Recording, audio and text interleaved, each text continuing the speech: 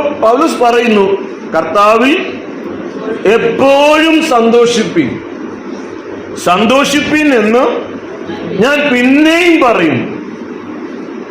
അപ്പൊ സന്തോഷിക്കണം. പക്ഷെ സന്തോഷിക്കാൻ നമ്മൾ പറഞ്ഞ പ്രശ്നങ്ങൾ നടക്കുക.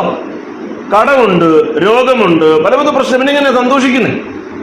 സന്തോഷിക്കാൻ കഴിയണമെങ്കിൽ മനസ്സ് സമാധാനത്തിലായിരിക്കണം. മനസ്സിനകത്തുള്ള ടെൻഷനൊക്കെ മാറണം. മനസ്സ് നല്ല ഫ്രീ ആയിരിക്കും. 1 കോടി രൂപ ഉണ്ടെന്ന് പറഞ്ഞിട്ട് സന്തോഷിക്കാൻ പറ്റത്തില്ല. വലിയ വീടുണ്ടെന്ന് പറഞ്ഞാൽ സന്തോഷിക്കാൻ പറ്റത്തില്ല.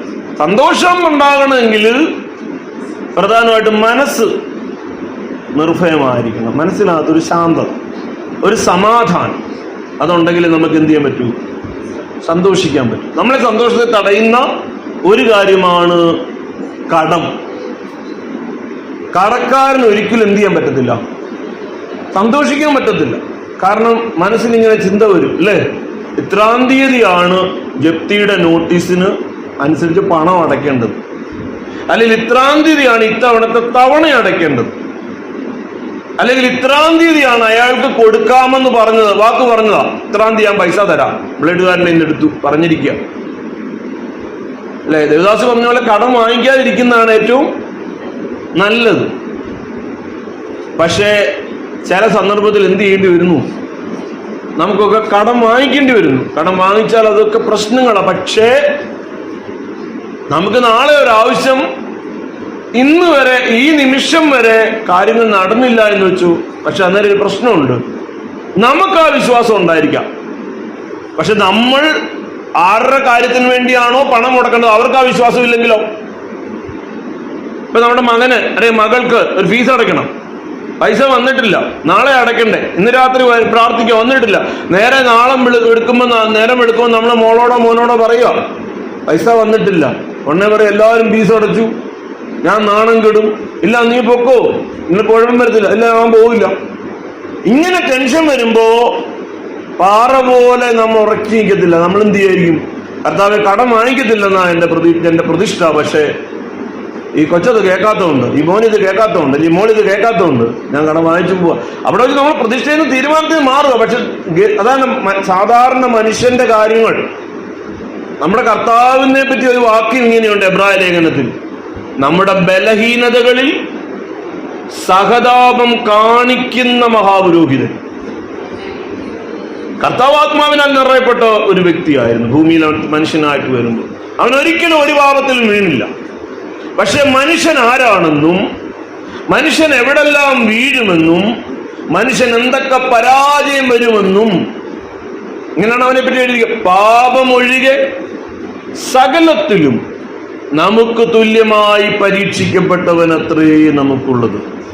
അവൻ നമ്മുടെ ബലഹീനതകളിൽ സഹതാപം കാണിക്കുന്ന മഹാപുരോഹിതനാണെന്നാണ് എബ്രായ ലേഖനം. അവനെല്ലാം അറിയാം. നാം നേരിടുന്ന ഓരോ പ്രശ്നവും അവനറിയാം. നമുക്ക് തുല്യനാണ് എല്ലാ കാര്യത്തിലും. പാപത്തിൽ മാത്രം അവൻ വീണില്ല. അവനെ ഒരു പാപത്തിനും അവനെ കീഴ്പ്പെടുത്തുവാൻ കഴിഞ്ഞില്ല. അവനെ പാപത്തിന് കീഴ്പ്പെടുത്താൻ കഴിയാത്തതിന്റെ കാരണം അവന് എല്ലായ്പ്പോഴും പരിശുദ്ധാത്മാവുണ്ടായി. പരിശുദ്ധാത്മാവിൽ നിറയപ്പെട്ടവനായിരുന്നു യേശു. അതുകൊണ്ട് അവൻ ഒരിക്കലും പാപത്തിൽ വീണില്ല. പാപത്തിൽ വീഴാതിരിക്കണമെങ്കിൽ ഒറ്റ കാര്യം, എല്ലായ്പ്പോഴും പരിശുദ്ധാത്മാവിൽ നിറയപ്പെടണം. പരിശുദ്ധാത്മാവ് നമ്മളെ എപ്പോഴും ഗൈഡ് ചെയ്തുകൊണ്ടിരിക്കണം. പരിശുദ്ധാത്മാവ് നമ്മെ എപ്പോഴും നയിച്ചുകൊണ്ടിരിക്കണം. പരിശുദ്ധാത്മാവിന്റെ ഹിതത്തിനപ്പുറമായി ഒന്നും നമ്മളാരും ചെയ്യരുത്, ചിന്തിക്കരുത്. അങ്ങനെ മാത്രമേ പാപത്തിൽ വീഴാതിരിക്കാൻ പറ്റൂ. പക്ഷേ നമ്മുടെ ബലഹീന ശരീരത്തിൽ നമുക്കറിയാം, നമ്മുടെ ശരീരത്തിൽ, നമ്മുടെ മനുഷ്യ ശരീരത്തിൽ 3 ഘടകങ്ങളുണ്ട്. ഒന്ന് ദേഹം, ദേഹി, ആത്മാവ്. ഈ ദേഹമെന്ന മണ്ഡലം എന്ന് പറയുന്നത് മരിച്ചതാണ്. ഇതിന് യാതൊരു കഴിവുമില്ല. അത് കാരണം ഒരാൾ മരിച്ചു കിടക്കുമ്പോൾ അവിടെ ചെന്ന് നോക്കുമ്പോൾ ആ ശരീരം അതുപോലെ ഇരിക്കുന്നേ. ബേളം വെച്ചതും സന്തോഷിച്ചതും ചിരിച്ചതുമായ ശരീരം അതുപോലെ കിടക്കുന്നേ. പിന്നെ മരിച്ചുപോയി എന്ന് പറയുമ്പോൾ ആ ശരീരം അവിടെ ഉണ്ടല്ലോ, കുറഞ്ഞാൽ കഴിയുമ്പോൾ അത് അഴുകാൻ തുടങ്ങും. അപ്പൊ ആ ശരീരമല്ല പ്രവർത്തിച്ചുകൊണ്ടിരുന്നത്, വേറെ ഘടകമാണ്. അതിനെയാണ് നമ്മൾ ദേഹി എന്നും ആത്മാവെന്നും പറയും. ശരീരം മരിച്ചത് ആദാമിന്റെ ആ പാപത്തിൽ വീണ് മരിച്ചതാ. അതിനെയും വിൺശരീരം തരുമ്പോൾ, വിൺശരീരമായിരുന്നു ആദാമിന് കൊടുത്തത്. നീ പാപം ചെയ്യുന്ന നാളിൽ നീ മരിക്കൂ എന്ന് പറഞ്ഞാൽ ഈ മരണമാ സംഭവിച്ചത്. അവന്റെ വിൺശരീരം അങ്ങ് പോയിട്ട് ഈ മൺശരീരമായി. ആ വിൺശരീരത്തിന് പ്രത്യേകത ഉണ്ടായിരുന്നു. ആ ശരീരത്തെ നഷ്ടപ്പെട്ടു. നമുക്കും ആദാമിന്റെ സന്തതികൾ എന്നതിൽ മൺശരീരമാണ് ലഭിച്ചിരിക്കും. നമുക്കൊരു നാളിൽ വിൺശരീരം കിട്ടും. തേജസ്സിന്മേൽ തേജസ് പ്രാപിച്ച കർത്താവിനെ പോലെ ആകുന്ന ഒരു കാലം, ഒരു ദിവസം നമുക്കുണ്ട്. അതന്ന്. പക്ഷെ പിന്നീട് രണ്ട് കാര്യം നമുക്കുള്ളത്. ഒന്ന് ദേഹിയും ആത്മാവുമാണ്. ആത്മാവിനെയാണ് ദൈവം സ്വർഗത്തിൽ ഇരുത്തിയിരിക്കുന്നത്. രക്ഷിക്കപ്പെടുമ്പോൾ ആത്മാവിനെയാണ് സ്വർഗത്തിൽ ഇരുത്തുന്നത്. പക്ഷെ ദേഹി എന്ന് പറയുന്ന ഈ സാധനം എന്തല്ല, വിശുദ്ധി പ്രാപിച്ചിട്ടുള്ളതല്ല. അതിനകത്താണ് എല്ലാ അശുദ്ധ ആത്മാക്കളും വന്നിരിക്കുന്നത്. എല്ലാ ദൈവികമല്ലാത്ത ചിന്തയും വന്നിരിക്കുന്നത് എവിടെയാണ്? ആത്മാവ് ബലപ്പെടുമ്പോൾ, ആത്മാവിന്റെ മണ്ഡലത്തിൽ പരിശുദ്ധാത്മാവ് നമ്മെ ഉത്തേജിപ്പിക്കുമ്പോൾ, അതേ ദേഹി മണ്ഡലത്തിലുള്ള അശുദ്ധാത്മാക്കൾ അതിന് കീഴടങ്ങാൻ തയ്യാറാവത്തില്ല. പക്ഷെ ആത്മാവ് ശക്തി പ്രാപിക്കുന്നതോറും, പരിശുദ്ധ ആത്മാവിന്റെ കൂട്ടായ്മയിൽ നമ്മുടെ വ്യക്തിപരമായ ആത്മാവ് ബലം പ്രാപിക്കുന്നതോറും ഈ ദേഹി താന്നു വരും. അങ്ങനെയാണ് നമ്മൾ ദൈവത്തോട് അടുത്തടുത്ത് വരുന്നത്. പക്ഷെ ഇവൻ എപ്പോഴും മത്സരിച്ചുകൊണ്ടിരിക്കുക. എന്തിനാ പറയണേ? എന്തിനാണ് അങ്ങനെ നടക്കുന്നേ?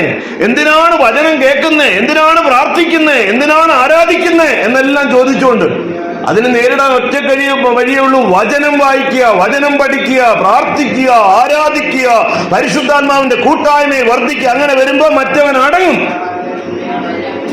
അവനെ അടക്കി അവനെ ചലിക്കാതെ ചലനമില്ലാത്തവനാക്കി മാറ്റി ആത്മാവിന് പൂർണ്ണമായി ദേഹി കീഴ്പ്പെടുമ്പോൾ, അപ്പോഴാണ് നമ്മൾ ശരിയായ ഒരു മാനസാന്തരത്തിലേക്ക് നമ്മൾ എത്തുന്നത്. അതുവരെ നമ്മൾ ഈ യുദ്ധം നയിക്കും. അപ്പൊ അതുകൊണ്ടാണ് നമുക്ക് പ്രശ്നങ്ങൾ. നമുക്ക് സന്തോഷിക്കാൻ കഴിയാത്തത് ദേഹി മണ്ഡലത്തിൽ ഇപ്പോഴും നമുക്ക് പൂർണ്ണ സ്വാതന്ത്ര്യം ലഭിച്ചിട്ടില്ല. ആത്മാവിനെ പൂർണ്ണമായി അനുസരിച്ചിട്ടില്ല ദേഹി. നമ്മളുടെ ആ അളവുകൾ വ്യത്യസ്തമാണ്. ഇന്ന് പകലിലൂടെ ഇരിക്കുന്ന ഓരോരുത്തരിലും ദേഹിയുടെ ശുദ്ധീകരണം വ്യത്യസ്തമാണ്. ദേഹിയുടെ ശുദ്ധീകരണം ഇപ്പോഴും നടന്നുകൊണ്ടിരിക്കുകയാണ്. അതുകൊണ്ടാണ് ഇങ്ങനെ പറയുന്നത്, നാം രക്ഷിക്കപ്പെട്ടുകൊണ്ടേയിരിക്കുന്നു, രക്ഷിക്കപ്പെടും. രക്ഷയ്ക്ക് 3 കാലത്തിലായിട്ട് ദൈവദിനത്തിൽ ദൈവമക്കള് പറയാറുണ്ട്. നാം രക്ഷിക്കപ്പെട്ട് നമ്മൾ കർത്താവിനെ അറിഞ്ഞപ്പോൾ നാം രക്ഷിക്കപ്പെട്ടു. പക്ഷെ ആ രക്ഷിക്കപ്പെടുമ്പോ തന്നെ ഓർക്കണം, അവിടെ വെച്ച് അവസാനിക്കുന്നില്ല. രക്ഷിക്കപ്പെടൽ തുടർന്നുകൊണ്ടേയിരിക്കുകയാണ്. എന്താണെന്നറിയാമോ? ആത്മാവാണ് രക്ഷിക്കപ്പെട്ടത്. രക്ഷിക്കപ്പെടാത്ത ഒരു സാധനം നമുക്കകത്തുണ്ട്. ഏതാ? ദേഹി. അതുകൊണ്ടാണ് നമ്മുടെ അയലോക്കക്കാരന് അതിരു മാന്തുമ്പോ നാം തടയാൻ ചെല്ലുന്ന നാം അവന്റെ വായിൽ നിന്ന് എന്തെങ്കിലും കേൾക്കുമ്പോ നല്ലൊരു ഡയലോഗ് അങ്ങോട്ട് തിരിച്ചു കാച്ചുന്നു. നമ്മൾ തന്നെ ചിന്തിക്കുന്നു, നമ്മൾ തന്നെയാന്ന് ഇത് പറഞ്ഞു. നമ്മൾ ആദ്യം ഒന്ന് നോക്കും, ആരേലും ഇത് കേട്ടോ. കാരണം സഭയിലൊക്കെ പോയി ഇരുന്ന് വചനം പറയുകയും എണ്ണീച്ചൊക്കെ വേണ്ടേ, സാക്ഷ്യം പറയണ്ടേ. അതുകൊണ്ടാണ് ചിലത് പിന്നെ തിരുവത്താഴമൊക്കെ എടുക്കാതെ ഇങ്ങനെ മാറിയിരിക്കുന്നു. എനിക്ക് കഴിഞ്ഞ ആഴ്ച ഒരു വലിയ കുഴപ്പം അങ്ങനെ പറയുന്നവരുണ്ട് ചിലത്. അപ്പൊ എന്താ ഓർക്കണം, നമ്മളെ വലിയൊരു കുറ്റക്കാരൻ മറ്റേ കക്ഷി ശരിയല്ല. ആത്മാവ് വളർന്നില്ല. പരിശുദ്ധാത്മാവിന്റെ കൂട്ടായ്മ ആത്മാവിന് കുറച്ച് കുറഞ്ഞുപോയി. വചനധ്യാനം കുറഞ്ഞുപോയി. ആരാധന കുറഞ്ഞുപോയി. മറ്റവൻ ചടവളാ നിന്നിക്കും. കാരണം അവനിങ്ങനെ അവന്റെ അകത്തോട്ട് കുടുകൂട്ടാനായിട്ട് ദുരാത്മാക്കൾ ഇങ്ങനെ നടപ്പുണ്ട്. അവനിങ്ങനെ ഒരു ഒറ്റപ്പിടി പിടിച്ചു നമ്മളുടെ ഇടത്തിൽ പറയും. എന്നിട്ട് പിന്നെ പറയും, നീ അങ്ങനൊക്കെ പറഞ്ഞാലേ, നീ എന്തിനാ ഇനിയും പ്രാർത്ഥിക്കുന്നത്? നിന്റെ പ്രാർത്ഥന എല്ലാം പോയി, ഇനി നീ പ്രാർത്ഥിക്കരുത്, നീ അങ്ങനെ പറഞ്ഞില്ലേ, പിന്നെ അങ്ങനെ എന്ന് കുറ്റപ്പെടുത്താൻ തുടങ്ങും.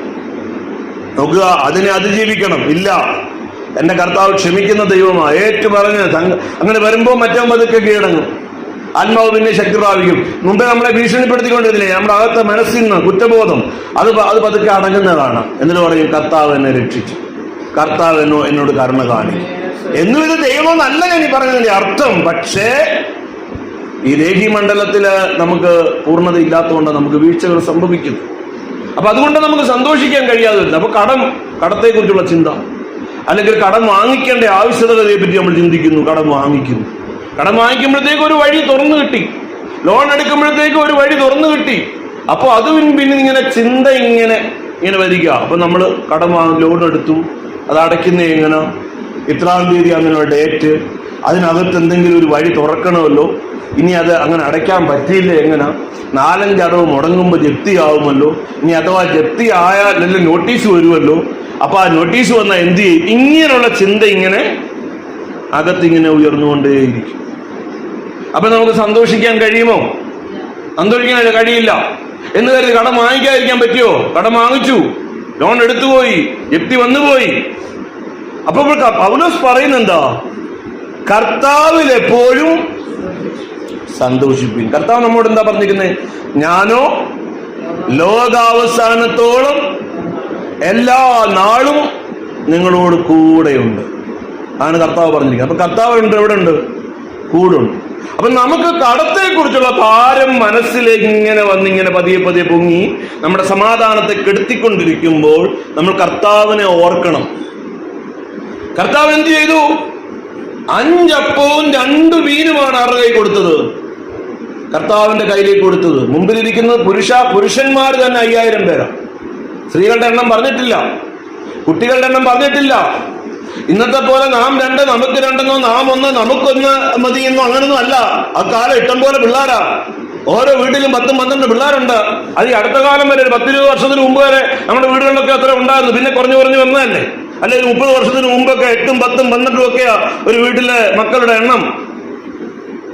അപ്പൊ ആ ഒരു കാലഘട്ടം, മനുഷ്യൻ കുറവുള്ള കാലം, ജനം ഇഷ്ടം പോലെ പെരുകുന്ന കാലം, ഇഷ്ടം പോലെ താമസിക്കാൻ സ്ഥലം കിടപ്പുണ്ട്, ജനമില്ല, ജനം പെരുകിക്കൊണ്ടിരിക്കുക. അപ്പോ ഒരു വീട്ടിൽ 1 കുഞ്ഞോ 2 കുഞ്ഞോ 10 കുഞ്ഞോ ഒന്നും അല്ല, ഇഷ്ടം പോലെ ഉണ്ട്. കുറഞ്ഞത് ഒരു 3-4 എല്ലാ വീട്ടിലും ഉണ്ട്.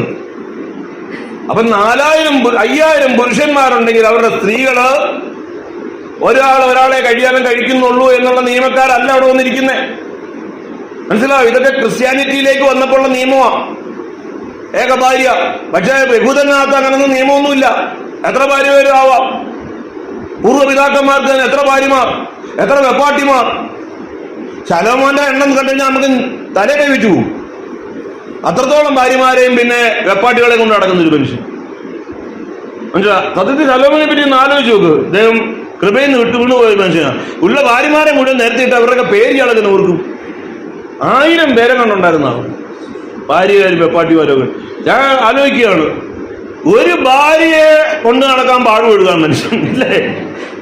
1000 ഭാര്യമാർ, 300 ഭാര്യമാരും 700 വെപ്പാട്ടികൾ. പിന്നെ കാണുന്നല്ല ഇത് ഭാര്യമാരാ. അതാണ് ശലോമോൻ. അതായിരുന്നു.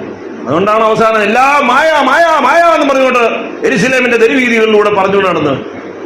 ഒരിക്കൽ ആരാധിച്ചപ്പോ ദൈവ തേജസ് ഇറങ്ങി വന്നിട്ട് പുരോഹിതന്മാർക്ക് ആലയത്തിൽ നിൽക്കാൻ പറ്റാത്ത വിധത്തിൽ അഭിഷേകത്താൽ നിറയപ്പെട്ട അതേ ശലോമോനാണ് നാടിനുള്ള മായയാണ് തിന്നു കുടിച്ച് എല്ലാം ജീവിക്കുക, അല്ലാത്തതെല്ലാം മായ, വേറെ ഒന്നുമില്ല, എന്നും ഗണമില്ല എന്ന് പറയുന്നവന്റെ പേര് ഇതിനകത്ത് എഴുതി വെച്ചിരിക്കുന്നത് എന്തിനാന്ന് വെച്ച് കഴിഞ്ഞാൽ പഠിക്കാനാ, മനസ്സിലാക്കാനാ. ഹല്ലേലൂയ. ഞാൻ അതിലേക്ക് കടക്കുന്നില്ല.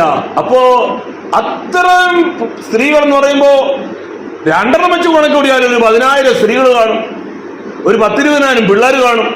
എല്ലാം കൂടെ 40-30-45 ആളുകൾ നിൽക്കുമ്പോൾ അവർക്ക് എല്ലാവർക്കും കൂടെ കൊടുക്കാൻ 5 അപ്പവും 2 മീനും മാത്രമേ ഉണ്ടായിരുന്നു. അപ്പൊ ശിഷ്യന്മാർ പറഞ്ഞു, ഇല്ല, ഇവരെ പറഞ്ഞുവിടും, ഇത്രയും പേർക്ക് എവിടെ കൊടുക്കാൻ? അവരെ ഇരുത്താനാടാ പറയുന്നത്. പന്തിയായിട്ട് ഇരുത്തിക്കോളാൻ.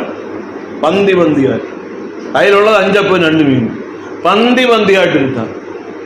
ശിഷ്യന്മാര് പറഞ്ഞുകൊണ്ട് പന്തിയായിട്ടൊക്കെ ഇരുന്നോളാൻ പറഞ്ഞുകൊണ്ട് മനസ്സിൽ പറയുന്നുണ്ടായിരിക്കും, ഇന്ന് അടി ഉറപ്പ് അല്ലേ. ഒരിക്കൽ ഒരു ശിഷ്യനോട് നമുക്ക് ലാസറിനെ എടുത്തോണ്ട് പോകാന്ന് പറഞ്ഞപ്പോഴത്തേക്ക് അദ്ദേഹം ഇവിടെ വന്ന്, തോമസ് ഇവിടെ വന്നെന്നല്ലേ പറയപ്പെടുന്നത്. അദ്ദേഹം പറഞ്ഞതല്ലേ, അവനോടുകൂടെ മരിക്കേണ്ടതിന് നമുക്കും പോകാം എന്ന് പറഞ്ഞാൽ വാടി ഉറപ്പാ. യഹൂദന്മാർ കൊല്ലുന്നു എറിയെന്ന് പറഞ്ഞപ്പോഴേ കുറച്ചു മാറിയിരിക്കുന്നത്. അപ്പോഴാണ് എന്നും കയറി പോകുന്ന വീട്ടില് ലാസറിന് രോഗമാണെന്ന് പറഞ്ഞ് പെങ്ങന്മാരെ 2 പേരുടെ കൊണ്ട് പിന്നെ അറിയിച്ച ഒരു ദൂതനെ വിട്ടു.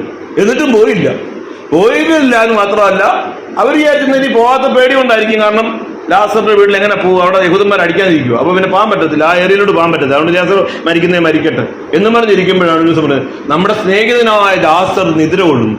അന്നേരം ബാക്കിയുള്ളവർ പറഞ്ഞു, നിദ്ര കൊള്ളുവന്നേ പിന്നെ നമുക്ക് പോയി ഉണർത്താം.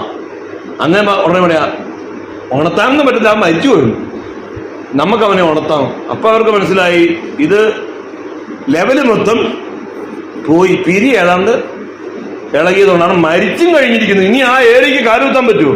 ഇനി അങ്ങോട്ട് പോകാമെന്ന് പറഞ്ഞപ്പോ പോയിട്ടില്ല. 2-4 ദിവസം കഴിഞ്ഞു. ഇപ്പൊ മരിച്ചെന്നും പറഞ്ഞിട്ട് പറയാം. അവര് പറഞ്ഞു ഉറങ്ങുവാന്ന് ഞാൻ ഉണർത്താന്ന്. ഇറങ്ങുമല്ല, അവൻ മരിച്ചോ?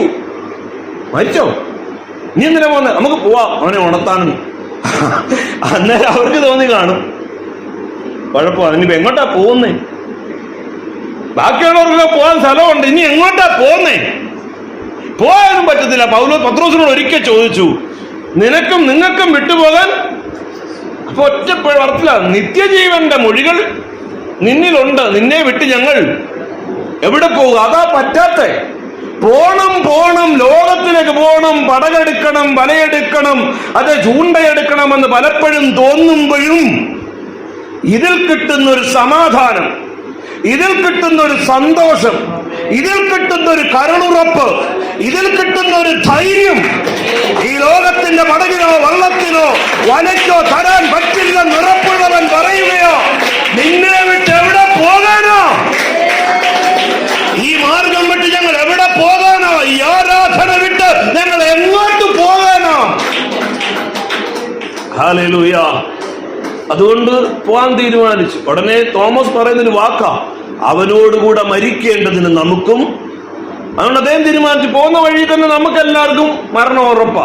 അവനും മരിക്കും, നമ്മളും മരിക്കും, അങ്ങോട്ട് പോകാം. പക്ഷെ മരണമൊന്നും അവിടെ നടന്നില്ലെന്ന് മാത്രമല്ല, 4 ദിവസം പഴകിയ ഒരു ശവത്തോടാ പറഞ്ഞെന്ത് ഇറങ്ങി വരാൻ. അകത്തിരിക്കുന്ന ആരാ? ലാസറാ കാര്യം ചെയ്യാം. പക്ഷെ ഇപ്പൊ അതാരാ? ശവമാ. 4 ദിവസമായി നാറിയ ശവമാ. അതുകൊണ്ട് പെങ്ങൾ വന്നത് പറഞ്ഞു, കല്ല് മാറ്റല്.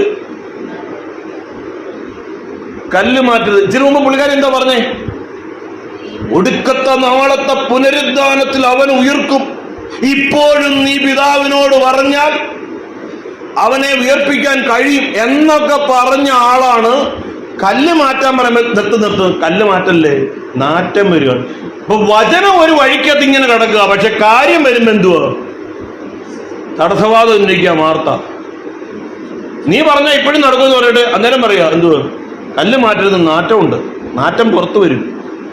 കാരണം എന്റെ സഹോദരനൊക്കെ, പക്ഷെ ഇപ്പം സഹോദരനല്ലാതിരിക്കുന്നേ, കണ്ണും കാലും അല്ലെ മുഖവും എല്ലാം ചീഞ്ഞളിഞ്ഞ് പുഴു ഇറങ്ങി നാറ്റം പുറത്തോട്ട് വരിക. ആ നാറ്റം പുറത്തോട്ട് വരാൻ വലിയ കല്ല് വെച്ചേക്കുന്നത്. അതിന് സൈഡിലെല്ലാം പഞ്ഞിയും തുണിയും കൊണ്ട് തിരികെ വെച്ചിരിക്കുക. അത് മാറ്റരുത്.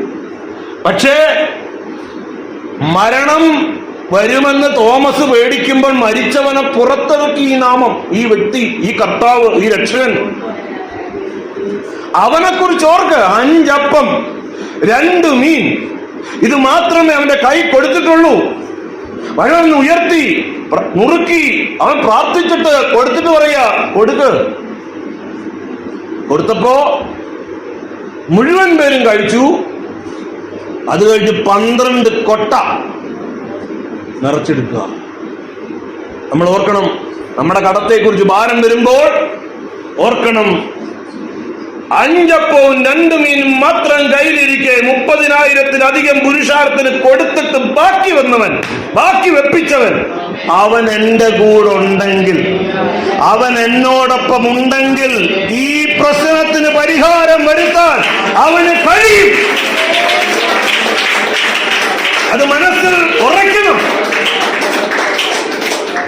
ഉറച്ചില്ലെങ്കിൽ പിന്നെയും പറയണം. ഇത് അവിചാരിതമല്ല.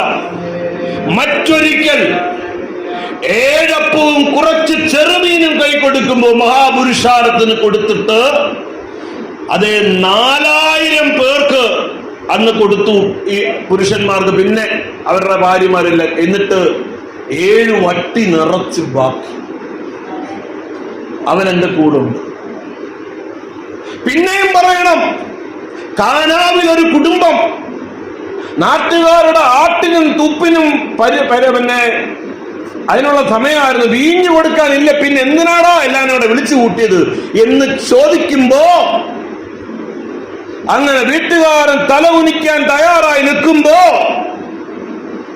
വിരുന്നുവാഴി അവനെ വിളിപ്പിച്ചിട്ട് പറയുക, കലവറക്കാരൻ വിളിപ്പിച്ച് പറയാ, എടേ നീ ഇതെന്തുവാടേ, നീ മുമ്പേ കൊടുത്തതാണ് മൂത്തതെന്ന് ഞങ്ങൾ വിചാരിച്ചു, അതിനേക്കാൾ മൂപ്പ് ഉള്ള ഈ വീഞ്ഞ് അവസാനം, കാരണം ആളുകൾ മൂപ്പുള്ളത് ആദ്യം കൊടുത്തിട്ട് പിന്നെ ഇടയ്ക്ക് വെള്ളം ചേർത്തത് കൊടുക്കുമ്പോ നീ ആദ്യം കൊടുത്തത് മൂപ്പാന്ന് ഞങ്ങൾ ധരിച്ചപ്പോ ഇപ്പൊ കൊണ്ടുവന്നിരിക്കുന്ന പഴയതിനേക്കാളും മൂത്തത് നീ എന്നാ മനുഷ്യനാടാ എന്ന് ചോദിക്കുമ്പോ അവൻ അതിന് മറുപടി പറയാനില്ല. അവൻ ഇടം കണ്ടുകൊണ്ടും വലം കണ്ടുകൊണ്ടും ഒരുവനെ നോക്കുക. ഹല്ലേലൂയ. മറിയയുടെ മകൻ എന്ന് പറഞ്ഞ് ലോകം വിളിക്കുന്ന, അവൻ ആരാണെന്ന് വ്യക്തമല്ലാത്ത ആ മനുഷ്യന്റെ, ആ ദൈവപുത്രന്റെ, ആ മനുഷ്യപുത്രന്റെ കൈകൾ ഇതിന്റെ പിന്നിൽ പ്രവർത്തിച്ച നോർത്തപ്പോൾ അവൻ നന്ദിയോടെ അവിടെ സ്തുതിക്കുകയാ. ഹല്ലേലൂയ. അവനാണ് ഇന്ന് നമ്മോട് കൂടെ ഉള്ളത്. അവൻ നമ്മോട് കൂടെ ഉണ്ട്. ആര് മാറിപ്പോയാലും, ആര് സഹായിച്ചില്ലെങ്കിലും, ആര് അത് വാക്ക് മാറിപ്പോയാലും ഒരിക്കലും മാറാത്തൊരുവൻ.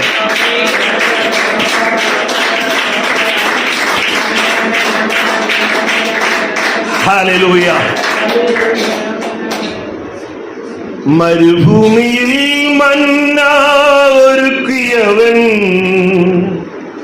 മറയെ മധുരമായി മാറ്റിയവൻ. മരുഭൂമിയിൽ മന്ന ഒരുക്കിയവൻ, മറയെ മധുരമായി മാറ്റിയവൻ. കാണുന്നവൻ എല്ലാം അറിയുന്നവൻ, കൺമണി പോലെന്നെ കാക്കുന്നവൻ. കാണുന്നവൻ എല്ലാം അറിയുന്നവൻ, കൺമണി പോലെന്നെ കാക്കുന്നവൻ. ഞാൻ നിന്നെ കൈവിടുമോ ഒരു നാളും മറക്കുമോ? ഞാൻ നിന്നെ കൈവിടുമോ ഒരു നാളും മറക്കുമോ? ആരും മറന്നാലും മറക്കാത്തവൻ, അന്ത്യത്തോളം കൂടെയുള്ളവൻ. ആരും മറന്നാലും മറക്കാത്തവൻ, അന്ത്യത്തോളം കൂടെയുള്ളവൻ. ഞാൻ നിന്നെ കൈവിടുമോ ഒരു നാളും മറക്കുമോ? അവൻ നമ്മുടെ കൂടെ അന്ത്യത്തോളം കൂടെയിരിക്കാമെന്നും അത് കഴിഞ്ഞ് നിത്യതയിലും കൂടെയിരിക്കാമെന്നും വാക്ക് പറഞ്ഞ് മാറ്റം വരുത്താത്ത ഒരുവൻ നമ്മുടെ കൂടെ ഉണ്ട്. ഹല്ലേലൂയ. കടം വരുമ്പോ കർത്താവ് ചെയ്ത ഈ പ്രവർത്തികൾ ഓർക്കുക. എന്നിട്ട് പറയണം, എന്റെ ആത്മാവേ നീ വിഷാദിച്ച് ഉള്ളിൽ ഞരങ്ങുന്നതെന്ത്? ദൈവത്തിൽ പ്രത്യാശ വെക്കുക. അവൻ എന്റെ മുഖപ്രകാശക രക്ഷയും എന്റെ ദൈവവും. 42-ാം സങ്കീർത്തനത്തിലും 43-ാം സങ്കീർത്തനത്തിലും ഭക്തൻ പറയുന്ന വാക്കുകളാണ് ഞാനിപ്പോ പറഞ്ഞത്. അതെടുത്തു പറയണം. ഇല്ല, ഞാൻ ഭാരപ്പെടില്ല, എന്റെ ദൈവം ഒരു വഴി തുറക്കും. ഞാൻ ലജ്ജിക്കാൻ എന്റെ ദൈവം ഇടവരുത്തത്തില്ല. ഹല്ലേലൂയ. ഹല്ലേലൂയ. മനസ്സിന് ധൈര്യം വരട്ടെ. എന്റെ കടം എന്റെ കർത്താവ് ഏറ്റെടുക്കും. ഒരു വഴി തുറക്കും. ഹല്ലേലൂയ. എങ്ങനാ വഴി തുറക്കുന്നേ? അമ്മ എങ്ങനാ വഴി തുറക്കുന്നേ? അമ്മയ്ക്ക് കടമുണ്ടോ? ഇല്ല. സ്തോത്രം. ഇനി കടമുള്ളവരൊന്നും എങ്ങനെ വഴി തുറക്കുന്നേ? വഴി നമ്മളാ തുറക്കുന്നേ. ദൈവം തുറന്നു തരും. പക്ഷെ അതിനുള്ള ഇന്ധനം നമ്മളാ നിറയ്ക്കണ്ടേ. എങ്ങനെ നിറയ്ക്കണം? നമുക്കറിയാം, കോടാനുകോടി നിക്ഷേപങ്ങൾ നമ്മുടെ ദൈവത്തിന്റെ കയ്യിൽ. ധനവും മാനവും പുരാതന സമ്പത്തും നീതിയും ഒക്കെ അവന്റെ കയ്യിലുണ്ട്. എന്നോട് ചോദിച്ചുകൊള്ളുക, ഞാൻ നിനക്ക് ജാതികളെ അവകാശമായും ഭൂമിയുടെ അറ്റങ്ങളെ കൈവശമായും തരും. ഇതിന് വചനമാണ് ഞാൻ പറയണം. സങ്കീർത്തനത്തിൽ 2-ാം സങ്കീർത്തനത്തിൽ ഞാൻ പറഞ്ഞു, മക്കളില്ലാത്ത ഒരു മനുഷ്യനോട് ദൈവം പറഞ്ഞു, നീ ദേശത്ത് നെടുകയും കുറുകയും സഞ്ചരിക്ക, നീ കാല് വെക്കുന്ന ഇടമൊക്കെ ഞാൻ നിന്റെ സന്തതിക്ക് നൽകും. മക്കളില്ല, ഒരു കുഞ്ഞു പോലുമില്ല. ഒരു കുഞ്ഞു പോലും ഇല്ലാതിരിക്കുമ്പോ അബ്രഹാമിനോട് ദൈവം പറയുക, നടക്കടാ ദേശത്ത്, നെടുക നടക്ക്, കുറുക നടക്ക്, നീ കാല് വെക്കുന്നിടം ഞാൻ നിനക്കും നിന്റെ സന്തതിക്കും അവകാശമായിട്ട് തരും. നീണ്ട നാളുകൾ കഴിഞ്ഞപ്പോൾ അത് സംഭവിച്ചു. അബ്രഹാം നടന്നിടമെല്ലാം സന്തതി നടന്നു, സന്തതി നേടി. ഹല്ലേലൂയ. അതുകൊണ്ട് 3 വർഷത്തിന് മുമ്പ് അപ്പനെ അമ്മയെ ശുശ്രൂഷിക്കാൻ ഞങ്ങളുടെ വീട്ടിൽ ഞാൻ ചെല്ലുമ്പോ, വാടക വീട്ടിൽ ചെല്ലുമ്പോ, കുടുംബ വീട്ടിൽ താമസിക്കുമ്പോ എനിക്ക് കിട്ടിയ അവകാശ സ്ഥലം നിരപ്പാക്കിയിട്ടു. ഞാനിങ്ങനെ നെടുകെ നടന്നു, കുറുകെ നടന്നു, എണ്ണി ഇത്ര വരെ ഹാള്, ഇത്ര വരെ മുറി, അത് ഇതെന്നല്ല ഞാൻ എണ്ണിക്കൊണ്ട് അങ്ങോട്ടും ഇങ്ങോട്ടും നടന്നു. ഹല്ലേലൂയ. എങ്ങനെയാ നടന്നെന്ന് അറിഞ്ഞൂടാ. ഞാൻ കഴിഞ്ഞ വർഷം വന്നപ്പോഴും ഇപ്പോഴും ഞാൻ ആ വീട്ടിൽ നിന്ന് രാവിലെ ഇങ്ങോട്ട് വന്നു നടക്കുവോ. കാരണം 1 രൂപയുടെ പണി കൊണ്ട് എങ്ങനെ നടക്കുന്നത്? അപ്പൊ നമ്മൾ ആദ്യം എന്ത് ചെയ്തു?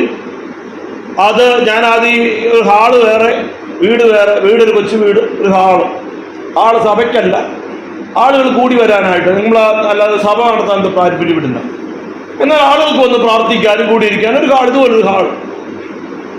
അതൊരു 800 സ്ക്വയർ ഫീറ്റും 1200 സ്ക്വയർ ഫീറ്റിന് ഒരു വീടും, കൊച്ചൊരു വീടും, ഒരു 800 സ്ക്വയർ ഫീറ്റ്. അത് പഞ്ചായത്തിൽ നിന്ന് പറഞ്ഞവർ പറഞ്ഞു ഇത് തരാൻ പറ്റത്തില്ല, കാരണം ഇത് നിങ്ങൾ ബന്ധക്കോസുകാരാ, അതുകൊണ്ട് ഇത് നിങ്ങൾ സഭ അടിക്കണമെങ്കിൽ ഇതൊന്നും പറ്റത്തില്ല, ആളുകളുടെ എല്ലാം. അപ്പം സഭയ്ക്കല്ലടോ, എൻ്റെ വീടിൻ്റെ എനിക്ക് കിട്ടിയ പറമ്പിൽ ഞാൻ അത് പറ്റത്തില്ല, അത് വെക്കണമെങ്കിൽ ഓഡിറ്റോറിയം ലൈസൻസിൽ തരാം, പാർക്കിങ്ങിന് സ്ഥലം വേണം, അത് വേണം, ഇല്ലെങ്കിൽ ഞാൻ തരത്തില്ല, വേറെ മേളിലുള്ള ആളുകളോടൊക്കെ ചോദിച്ചു എന്നാലേ പറ്റൂ. അയാൾ റിജക്റ്റ് ചെയ്യും, വേറെ എന്തുണ്ട് കാരണം പറഞ്ഞ് റിജക്റ്റ് ചെയ്യും. അപ്പൊ ഞാൻ പിന്നെ ആ ഹാൾ അങ്ങ് വീടിനകത്താക്കുമ്പോൾ കുഴപ്പമില്ലല്ലോ, വലിയ ഹാളാണ്, വലിയ ഹാളാണ്, ഇതിനേക്കാളും നീളമുള്ള ഹാളാണ്. എൻ്റെ ഇത്രയും വീതിയില്ല, നിങ്ങൾ വീതിക്ക് അല്പം കുറവുണ്ട്, 12-13 അടി വീതിയും. പക്ഷെ മറിച്ചിട്ട് ഹാളിന് ഏതാണ്ട് ഇത്രയും തൊട്ടേ നീളമുണ്ട്, ഇത്രയും തന്നെ നീളവും. ബാക്കിയൊക്കെ മുറികൾ 2 സൈഡിൽ ഇങ്ങനെ മുറികൾ, അങ്ങനെയാണ് ഫുള്ള് പണി. അപ്പൊ ഞാൻ പറഞ്ഞത്, അബ്രഹാം നടന്നു, അബ്രഹാം പ്രാപിച്ചു എന്നുള്ളതല്ല. എനിക്ക് വാർക്കാൻ പൈസ ഇല്ലാത്തതുകൊണ്ട് ഞാൻ എന്ത് ചെയ്തു? വാർക്കുന്നതിന്റെ ഏറ്റവും വലിയ തടസ്സം എന്ന് പറയുന്നത് നമ്മുടെ കട്ടളം ചെല്ലെല്ലാം നനയും. എൻ്റെ വീടിന് കട്ടള വെച്ചില്ല, കട്ടള വെക്കുന്ന പരിപാടിയില്ലായിരുന്നു. കാരണം കട്ടള വെക്കാൻ വെച്ചാൽ കട്ടള നനയും, എന്ന് വാർക്കാൻ പറ്റുമെന്ന് എനിക്കറിയത്തില്ല. അതുകൊണ്ട് ആ കട്ടളയുടെ ഭാഗത്ത് ബേസിലോട് ഞാൻ പറഞ്ഞു, അവിടെ എന്തോ ഇട്ടോണം, ഒരു ഹോൾ, ഇതുപോലുള്ള ജനലിനല്ല, അവിടെ എന്താ ഹോള്, ഇത്ര സ്ഥലമുണ്ട്, ഇങ്ങനെ വട്ടത്തിൽ കാണും. അപ്പൊ ചിലര് പറഞ്ഞു, പുള്ളി ഗൾഫിൽ പണ്ട് പോയതുകൊണ്ട് ഗൾഫിലെ വീട് പണി ഇവിടെ ഗൾഫ് മോഡൽ പണിയുമാണ്. സത്യത്തിൽ ഇത് 6.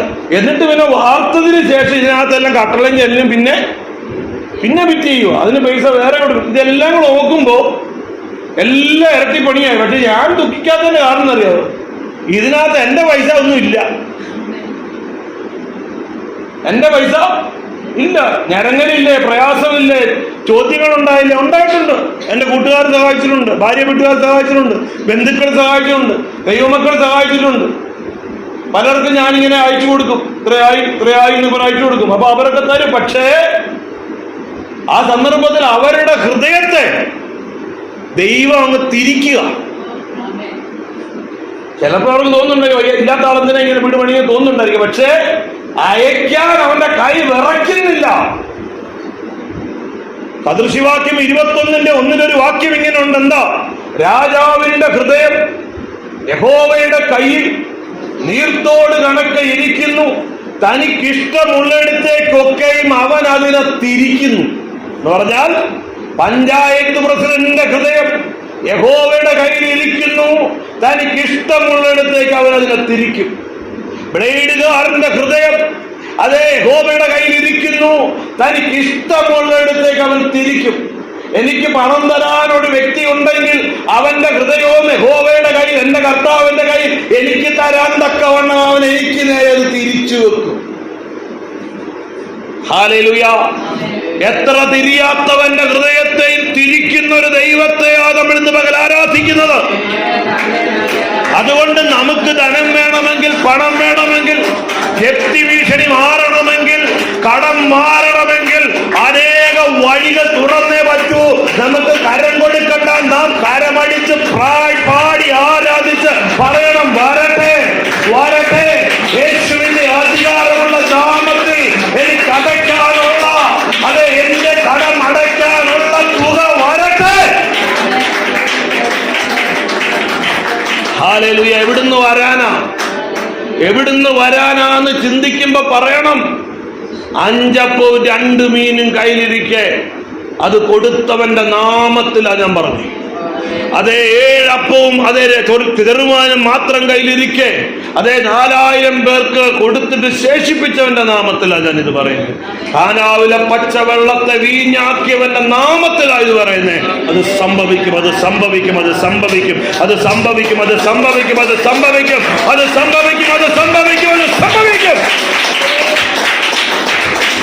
ഹല്ലേലൂയ. ഒരു ദിവസം സംഭവിച്ചില്ലെന്ന് തളരരുത്, പറയണം, എന്റെ ദൈവം ഞാൻ ലജ്ജിതനാവാൻ അനുവദിക്കത്തില്ല, ഞാൻ നാണം കെടാൻ അനുവദിക്കത്തില്ല. എന്റെ ദൈവം ഒരു വഴി തുറന്നിരിക്കും, എന്റെ ദൈവം ഒരു അത്ഭുതത്തെ ചെയ്തിരിക്കും. ഹല്ലേലൂയ. നമ്മൾ പറയണം, എന്നിട്ട് പറയണം, കർത്താവ് എനിക്കുണ്ട്. എനിക്ക് ഇപ്പൊ ഒരു 25,000 രൂപ കടമുണ്ടെന്ന് വെച്ചോ, ബാങ്കിൽ ഒരു 50,000 രൂപ കടപ്പുള്ള ആൾക്ക് ദുഃഖം ഉണ്ടാവും? ഇല്ല. എടുത്ത് കൊടുക്കാൻ എനിക്ക് മടിയുണ്ടെങ്കിലും എന്നാലും കുഴപ്പമില്ല, ഇല്ല പിന്നെ ഞാൻ എടുക്കാം, ആ ബാങ്കിലെ 50 എടുത്ത് കൊടുത്തേക്കാം. അപ്പൊ ഒരു കാര്യം ഓർക്കണം, നമ്മുടെ ഒരു ചുക്കുമില്ലാതിരിക്കെ, കടം വർദ്ധിച്ചിരിക്കെ, കൊടുക്കാൻ ഒരു വഴിയില്ലാതിരിക്കെ നമ്മൾ ദുഃഖം വരുമ്പോൾ ഓർത്തോണം, എനിക്ക് കർത്താവുണ്ട്, എനിക്ക് കർത്താവുണ്ട്. അതിലങ്ങ് ഉറയ്ക്കണം. ഞാൻ ഒരു കാര്യം പറയാം, ഇതെന്ന് പറഞ്ഞ വിശ്വാസത്തിന്റെ മാർഗമാണ്. ഇത് വിശ്വാസത്തിന്റെ മാർഗമായി. ഞാൻ അതിലെത്തും, ഞാൻ അതിലെത്തും, ഞാൻ അതിലെത്തും, ഞാൻ അത് പിടിച്ചെടുക്കും, ഞാൻ അത് ചെയ്തിരിക്കും. അത് എനിക്ക് കഴിയത്തില്ല, സത്യമാ. പക്ഷേ എന്റെ ദൈവത്താൽ നിന്നാൽ ഞാൻ പടക്കൂട്ടത്തിന് നേരെ പാഞ്ഞു ചെല്ലും. എന്റെ ദൈവത്താൽ ദൈവത്തിൽ എന്റെ മുമ്പിൽ മതിലുകൾ ഉണ്ടാവും, ഞെരുക്കങ്ങൾ ഉണ്ടാകും, പ്രതിസന്ധികൾ ഉണ്ടാകും. ഇല്ലാതൊരു ജീവിതം അല്ല ഈ ജീവിതം. അതെല്ലാം ഉണ്ട്. പക്ഷേ എൻ്റെ യേശുവിനാൽ എനിക്കിതിനെ അതിജീവിക്കാൻ കഴിയും. അത് പറയണം. കടത്തെ ആ നിലയിൽ കൈകാര്യം ചെയ്യും. രോഗമാണ് നിങ്ങൾ